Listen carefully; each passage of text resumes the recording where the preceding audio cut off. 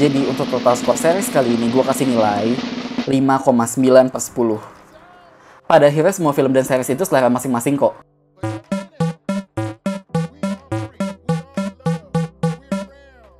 Todo lo que sería el final del atraco.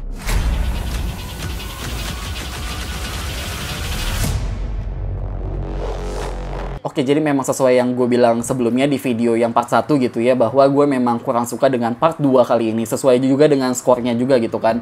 Dan gue ngerasa apakah series ini agak overrated atau gimana, apakah cuma gue doang, ya memang semuanya jadi selera masing-masing sih, cuma memang ya part 2 ini menurut gue jadi kayak dragging banget gitu dibandingkan yang part 1. Part 1 gue masih agak cukup suka, walaupun memang ada beberapa bagian yang ya drama-dramanya itu juga, walaupun juga adegan-adegan yang agak kurang logisnya gitu, tapi masih lebih mending gitu loh, masih lebih oke dibandingkan part 2 yang ini. Masuk ke penilaian pertama soal story, gue kasih nilai 5.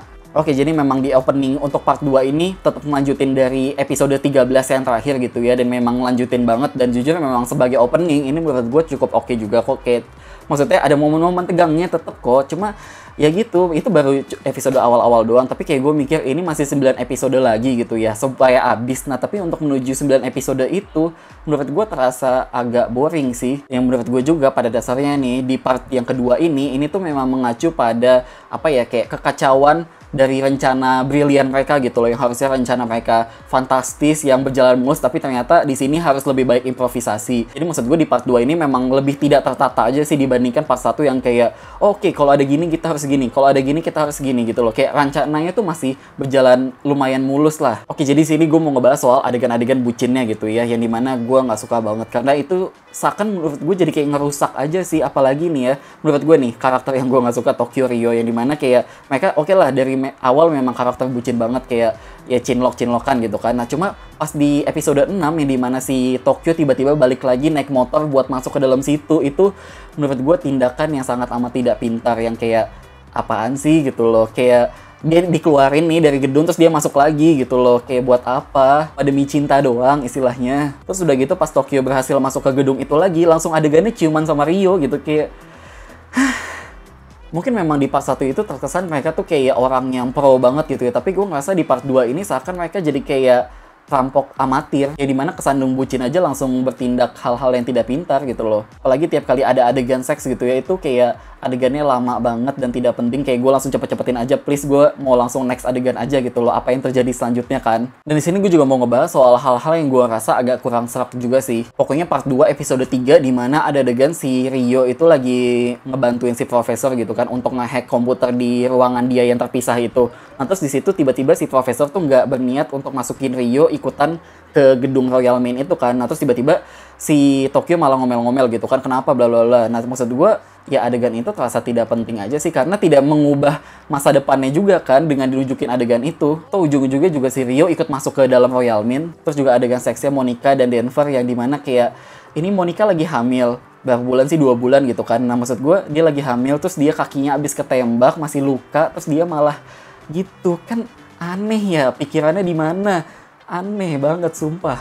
Hal aneh lainnya juga yang baru gue kepikiran adalah soal si kacamatanya si Angel gitu kan. Itu kan dimasukin kayak suara gitu, yang dimana akhirnya bisa kedengeran sama si profesor gitu. Nah, tapi itu kan bukannya mengirim sinyal, jadinya sama aja kayak telepon gak sih? Atau ya radioaktif atau apa gitu, yang harusnya itu ketangkep juga dong sinyalnya di dalam tendanya mereka. Iya gak sih? Ya gue gak tahu sih alat apa gitu kan, cuma ya gue sih mikirnya gitu. Terus juga hal aneh lagi adalah ketika adegan dimana si profesor tuh minta bantuan beberapa temennya untuk ngegali gitu kan, pas di episode terakhir-terakhir gitu, untuk ngegali untuk lubang supaya nembus ke Royal Main.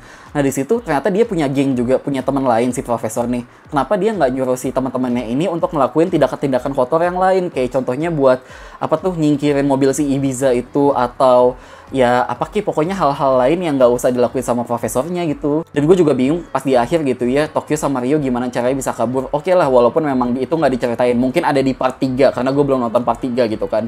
Nah, tapi di sini kayak ya gimana caranya bisa kabur, kan logikanya mereka ya lagi jadi buronan gitu kan. Dan maksud gue juga, ini kan ada adegan di mana si polisi tahu nih Royal Main itu kan dia gali lubang. Ya berarti harusnya nggak jauh-jauh dari area situ dong, anggap aja mungkin 2 kilo dari situ. Nah, maksud gue kenapa nggak ditutup aja, di blokade gitu loh. Jadi nggak ada yang bisa kabur dari situ. Maksud gue ini polisinya kayak bego banget kesannya. Maksudnya kayak nggak mikir secara panjang gitu loh, logikanya dia gali lubang yang harusnya nggak terlalu jauh dari situ kan. Terus juga kadang ini memang adegannya langsung loncat gitu ya pas di akhir ke 1 tahun kemudian. Jadi ya mungkin itu juga dijelasin di part 3. Jadi kayak gue mempertanyakan soal duit mereka ini gimana. Apakah jadi dibagiin ke beberapa sandra yang ngebantuin mereka apa enggak. Terus juga soal apa tuh bagaimana mereka nyimpen duit-duit mereka itu di bank mana. Maksud gue bagaimana bank-bank itu tidak mencurigai mereka gitu, kayak ngasih duit cash banyak gitu kan, logikanya itu duit cash banyak banget pasti dipertanyakan dong sama bank, biasanya kan gitu. Dan yang pasti nih part 2 ini bener-bener gue benci banget sama 20 detik terakhirnya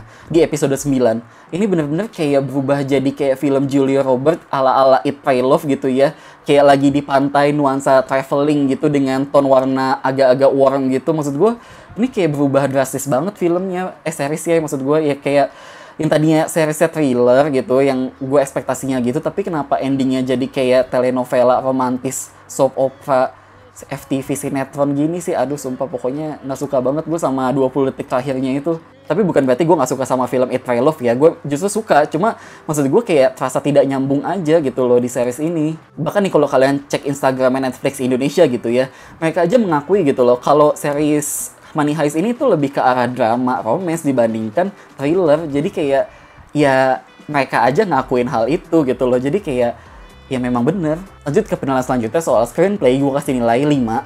Lanjut ke soal directing, gue kasih nilai 5. Lanjut ke soal aktor dan aktris, gue kasih nilai 6. Lanjut ke soal sinematografi dan editing, gue kasih nilai 8. Lanjut ke soal production design, gue kasih nilai 6.